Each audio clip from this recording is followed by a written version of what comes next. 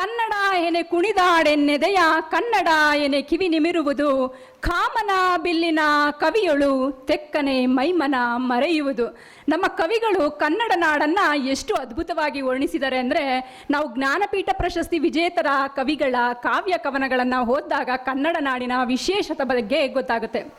ಕನ್ನಡ ನಾಡಿನ ವಿಶೇಷತೆ ಬಗ್ಗೆ ನಾವು ಆಲ್ರೆಡಿ ಹೇಳ್ತೀವಿ ಎಲ್ಲ ಕಡೆನೂ.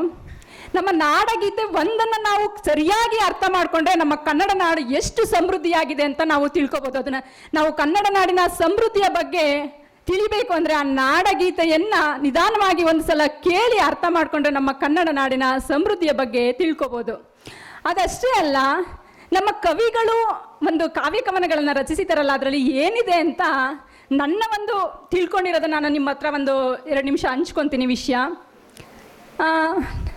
ನನಗೆ ಕನ್ನಡದ ಒಲವು ಹೇಗೆ ಬಂತು ಮತ್ತು ನಾನು ಏಕೆ ಕನ್ನಡದ ಸಾಹಿತ್ಯವನ್ನು ಓದಿದೆ ಅಂತ ಒಂದು ವಿಷಯವನ್ನು ಹೇಳ್ತೀನಿ. ನಾವು ಒಂದು ಕೋವಿಡ್ ಟೈಮ್ ಬರೋಕ್ಕಿಂತ ಹಿಂದೆ ಜರ್ಮನಿಯಲ್ಲಿದ್ವಿ. ನಮಗೆ ಯಾವಾಗ ಬೇರೆ ದೇಶಕ್ಕೆ ಹೋಗ್ತೀವಿ ಆಗ ನಮ್ಮ ದೇಶದ ಪ್ರೀತಿ, ಇಲ್ಲಿಯ ಕನ್ನಡದ ಬಗ್ಗೆ ಒಲವು ಜಾಸ್ತಿ ಆಗುತ್ತೆ.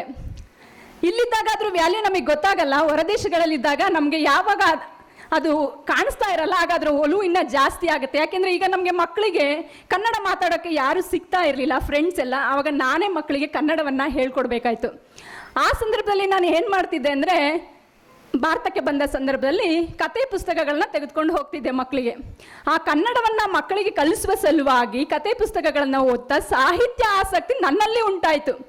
ಅದರ ಪರವಾಗಿ ನಾನು ಇಂದು ಮಕ್ಕಳಿಗೆ ಒಂದು ನೀತಿ ಕಥೆಗಳನ್ನ ಬರೆದೆ. ಆ ಪುಸ್ತಕವನ್ನು ವೇದಿಕೆ ಮೇಲೆ ಬಂದಿದ್ದವ್ರಿಗೆ ಇಲ್ಲಿ ಒಂದಷ್ಟು ಜನಕ್ಕೆ ತಲುಪಿಸಿದ್ದೀನಿ. ಹೀಗೆ ನನ್ನ ಸಾಹಿತ್ಯ ಆಸಕ್ತಿ ಹೆಚ್ಚಾದ ನಂತರ ಸಾಹಿತ್ಯವನ್ನು ಓದಾಗ ನಾನು ಸಾಹಿತ್ಯದಲ್ಲಿ ಏನು ತಿಳ್ಕೊಂಡೆ ಅಂದರೆ, ನಮ್ಮ ಕವಿಗಳು ಎಲ್ಲ ಕವಿಗಳ ಸಾಹಿತ್ಯವನ್ನು ಓದಿದಾಗ ಅದರಲ್ಲಿ ಇರೋದು ನಮ್ಮ ದೇಶ ಪ್ರೇಮ, ಕನ್ನಡ ಭಾಷಾಭಿಮಾನ.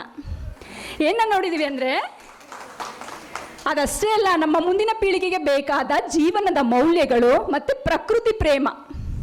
ಇದೆಲ್ಲವನ್ನ ನೋಡಿದಾಗ ನಮಗೂ ಏನಾದರೂ ಮಾಡಬೇಕು. ವಾಪಸ್ ಬಂದಿದ್ದೀವಿ, ನಮಗೆ ಅಲ್ಲಿ ವಿದೇಶದಲ್ಲೇ ಇರೋಕ್ಕೆ ಮನಸ್ಸಾಗಲಿಲ್ಲ. ಯಾಕೆಂದರೆ ನಮ್ಮ ಕರ್ನಾಟಕ, ನಮ್ಮ ದೇಶದ ಮೇಲೆ ಅಭಿಮಾನ ಹೆಚ್ಚು. ಇಲ್ಲೇ ಇದ್ದು ಏನಾದರೂ ಸಾಧನೆ ಮಾಡಬೇಕು ಅಂತ ವಾಪಸ್ ಬರ್ತೀವಿ. ಬಂದಾದಮೇಲೆ ನಮ್ಮದೇ ಆದ ಒಂದು ಫೌಂಡೇಶನ್ನ ಮಾಡಿ, ಮಾಡೋಕ್ಕಿಂತ ಮುಂಚೆನೇ ನಾವು ಹಲವಾರು ಸಂಘ ಸಂಸ್ಥೆಗಳ ಜೊತೆ ಸೇರಿ ಗಿಡ ನೆಡುವ ಕಾರ್ಯಕ್ರಮಗಳನ್ನು, ಗಂಧದ ಗಿಡಗಳನ್ನು ನಡ್ತಾ ಬಂದ್ವಿ. ಹಲವಾರು ಶಾಲಾ ಕಾಲೇಜುಗಳಲ್ಲಿ ಮತ್ತು ಸರ್ಕಾರಿ ಕಚೇರಿಗಳಲ್ಲಿ ಈ ಗಿಡಗಳನ್ನ ನಡ್ತಾ ಬಂದ್ವಿ. ಇವತ್ತು ಕೂಡ ಒಂದು 2 ಗಂಧದ ಗಿಡಗಳನ್ನ ತಂದಿದ್ದೀವಿ. ಯಾರಿಗಾದರೂ ಪರಿಸರ ಪ್ರೇಮಿಗಳು ಅದನ್ನು ಪೋಷಣೆ ಮಾಡಿ ಬೆಳೆಸ್ತೀವಿ ಅಂತ ಇಷ್ಟ ಇದ್ದವರು ಬಂದು ಸಂಪರ್ಕಿಸಿ, ನಾನು ಆ ಗಿಡಗಳನ್ನ ನಿಮಗೆ ತಲುಪಿಸ್ತೀನಿ. ಮತ್ತು ಈ ಸಂದರ್ಭದಲ್ಲಿ ನಾನು ಒಂದು ಹೇಳೋದಕ್ಕೆ ಇಷ್ಟಪಡ್ತೀನಿ. ವೇದಿಕೆ ಮೇಲೆ ನಾವೆಲ್ಲ ಬಂದಿರ್ತೀವಿ, ಹಿರಿಯರಿಂದ ನಾವು ಕಲಿಯೋದಕ್ಕೆ ಬಹಳ ವಿಷಯಗಳಿದೆ. ಏನಂದರೆ, ಈ ಸಂದರ್ಭದಲ್ಲಿ ನಾನು ದಾರಾ ಬೇಂದ್ರೆಯವರ ಒಂದು ವಿಷಯವನ್ನು ಓದಿದ್ದೆ, ಅದನ್ನು ನಾನು ಈ ಸಂದರ್ಭದಲ್ಲಿ ನೆನಪಿಸ್ಕೊತೀನಿ. ಏನಂದರೆ, ಜ್ಞಾನಪೀಠ ಪ್ರಶಸ್ತಿ ಬಂದಿರೋದು ನಮಗೆಲ್ಲ ಗೊತ್ತು. ಕುವೆಂಪು ಅವರಿಗೆ ಮೊದಲ ಜ್ಞಾನಪೀಠ ಪ್ರಶಸ್ತಿ ವಿಜೇತರು ಅಂತ. ಆದರೆ ದಾರಾ ಬೇಂದ್ರೆಯವರು ಅವ್ರಿಗಿಂತ ದೊಡ್ಡವರಿದ್ದರು. ಅವರು ಕೂಡ ಕಾವ್ಯ ಕವನಗಳನ್ನ ಚೆನ್ನಾಗಿ ಬರೆದಿದ್ದಾರೆ. ಅವರು 2ನೇ ಜ್ಞಾನಪೀಠ ಪ್ರಶಸ್ತಿ ವಿಜೇತರು. ಆದರೆ ನಾವು ನೀವೆಲ್ಲ ಏನು ಮಾಡ್ತೀವಿ, ಯಾರಿಗಾದ್ರೂ ಪ್ರಶಸ್ತಿ ಬಂದರೆ ನಿನಗೆ ಫಸ್ಟ್ ಪ್ರಶಸ್ತಿ ಬರಬೇಕಿತ್ತು, ಆದರೆ ಅವ್ರಿಗೆ ಫಸ್ಟ್ ಪ್ರಶಸ್ತಿ ಕೊಟ್ಟಿದ್ದಾರಲ್ಲ ಅಂತ ನಾವೆಲ್ಲ ಸಾಮಾನ್ಯ ಜನರು ಎಲ್ಲರೂ ಮಾತಾಡ್ಕೋತೀವಿ. ಆದರೆ ನಮ್ಮ ದಾರಾ ಬೇಂದ್ರೆಯವರು ಆ ಸಂದರ್ಭದಲ್ಲಿ ಏನು ವಿಷಯ ಹೇಳ್ತಾರೆ ಅಂದರೆ, ಅವ್ರಿಗೂ ಅವ್ರ ಸ್ನೇಹಿತರು ಕೇಳಿದ್ರು, ನಿನಗೆ ಫಸ್ಟ್ ಪ್ರಶಸ್ತಿ ಬರಬೇಕಿತ್ತಲ್ವ ಅಂದಾಗ ಅವರು ಒಂದು ಮಾತನ್ನು ಹೇಳ್ತಾರೆ. ಏನಂದರೆ, ಮನೆಯಲ್ಲಿ ಸಿಹಿ ತಿಂಡಿಗಳನ್ನ ಮಾಡಿದ್ರೆ ಮೊದಲು ಕೊಡೋದು ಚಿಕ್ಕವ್ರಿಗೆ ಅಲ್ವಾ ಅಂತ. ಇಂಥ ಉದಾರ ಭಾವವನ್ನು ನಾವು ನಮ್ಮಲ್ಲಿ ಬೆಳೆಸ್ಕೋಬೇಕು ಅಂತ ನಾನು ಹೇಳ್ತಾ ನನ್ನ 2 ಮಾತುಗಳನ್ನ ಮುಗಿಸ್ತೀನಿ. ಸಿರಿಗನ್ನಡಂ ಗೆಲ್ಗೆ, ಸಿರಿಗನ್ನಡಂ ಬಾಳ್ಗೆ.